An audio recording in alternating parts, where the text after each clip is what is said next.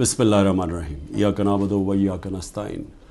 मेरे पाकिस्तानियों, जब तक ये पैगाम आप तक पहुँचेगा मुझे ये अरेस्ट कर चुके होंगे और मैं जेल में होऊंगा।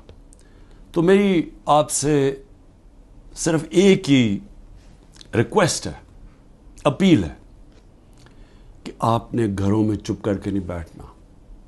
मैं ये जो जद्दोजहद कर रहा हूँ ये अपनी ज़ात के लिए नहीं कर रहा, ये अपनी कौम के लिए कर रहा हूँ, आपके लिए कर रहा हूँ, आपके बच्चों के मुस्तकबिल के लिए कर रहा हूँ।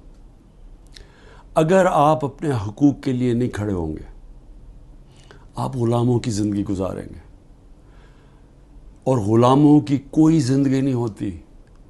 ग़ुलाम ऐसे होते हैं जैसे चूंटियाँ ज़मीन पे होती हैं, उनके ऊपर परवाज़ नहीं होती।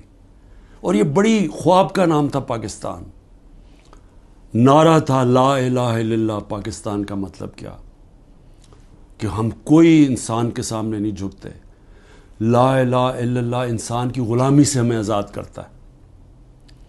और हमारे नबी सल्लल्लाहु अलैहि वसल्लम ने अपनी मदीना की रियासत में सबसे पहले इंसानों को आज़ाद किया था अदल और इंसाफ दे के। ये है जंग इंसाफ की, आपके हकूक़ की, आपकी आज़ादी की।